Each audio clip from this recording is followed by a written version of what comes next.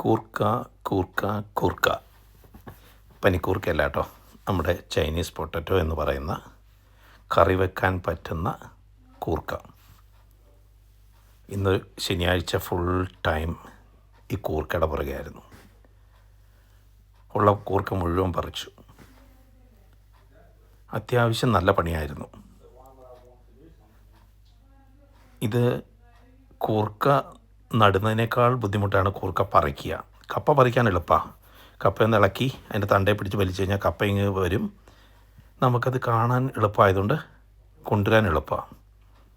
ഇത് നമ്മൾ കൂർക്ക എങ്ങനെയാണെന്ന് വെച്ച് കഴിഞ്ഞാൽ നമ്മുടെ തലപ്പം വെട്ടി മാറ്റി നമ്മളത് ഇളക്കിയെടുക്കുമ്പോൾ ഇത്തിരി ഹാർഡ് ജോബാണ്. അത് മണ്ണിൻ്റെ കളറായതുകൊണ്ട് അത് മണ്ണാണോ ഇതാണോ നമുക്കറിയാൻ പറ്റാതെ വരും. ഇത് കണ്ടോ, കൂർക്കയെക്കുറിച്ച് ഒരു ചെറിയ വിവരണം തരാം. കൂർക്ക നടുമ്പോൾ നമ്മൾ ഒരുപാട് ആഴത്തിലൊന്നും നടേണ്ട ആവശ്യമില്ല. ഇത് കണ്ടോ, ഇതെല്ലാം നമ്മൾ അത് പറിക്കുമ്പോൾ തന്നെ നോക്കിയാൽ മതി, അതിൻ്റെ ചോട്ടിൽ തന്നെയാണ് കൂർക്ക. അല്ലാതെ ഒരുപാട് ആഴത്തിലോട്ടൊന്നും നമ്മുടെ കപ്പയുടെ വേര് പോകുന്ന പോലെ ഒന്നും താഴോട്ട് വളരുന്നില്ല. അപ്പോൾ ഇത് സർഫസിൽ, അതായത് മണ്ണിൻ്റെ ഉപരിതലത്തിൽ ഒരല്പം താഴെയായിട്ടാണ് ഇത് വളരുന്നത്. അപ്പോൾ ഇതിന് വേണ്ട ഒന്ന് രണ്ട് കാര്യങ്ങൾ ഞാൻ എൻ്റെ കൃഷിയിൽ നിന്ന് പഠിച്ചത് എന്താണെന്ന് വെച്ചാൽ, ഒരു ചെറിയ ഒരു ഏരി പോലെ, അതായത് കുറച്ച് മണ്ണ് പൊക്കി എടുക്കണം. എന്നിട്ട് അതിൽ അടിവളം ഇട്ടിട്ട് നമ്മൾ കൂർക്ക നട്ടാൽ പിന്നെ നമ്മൾ അതിന് ഒരു വളവും ചെയ്യേണ്ട. നനവുണ്ടെങ്കിൽ കൂർക്കയ്ക്ക് വലിപ്പം വെക്കും, കൂർക്ക കൂടുതൽ ഉണ്ടാവുകയും ചെയ്യും. അപ്പോൾ അടിവളം ഒരു പ്രാവശ്യം നമ്മൾ ഇട്ടാൽ മതി.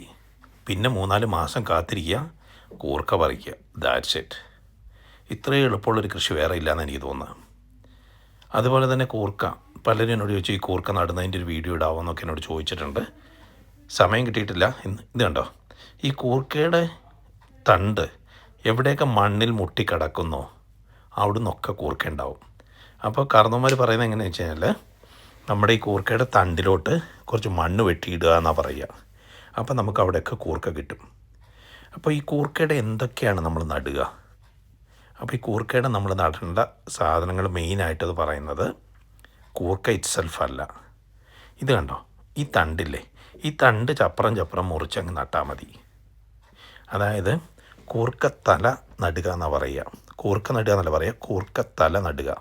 അപ്പോൾ ഇത്രയും കൂർക്ക, ഇത് ഇപ്രാവശ്യത്തെ എൻ്റെ ഹാർവസ്റ്റ് എന്ന് പറയുന്നത് 20 കിലോയുടെ മുകളിലുണ്ട്.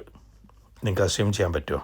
2 വർഷം മുമ്പ് ഇവിടുന്ന് ഒരു 20 കിലോമീറ്റർ ദൂരെയുള്ള ഒരു മലയാളിയുടെ വീട്ടിൽ ചെന്ന് ഒരു കൂർക്കത്തലയ്ക്ക് $1 വെച്ച് ഞാൻ മേടിച്ചതാണ്. ഇപ്പം നോക്കി 20 കിലോ.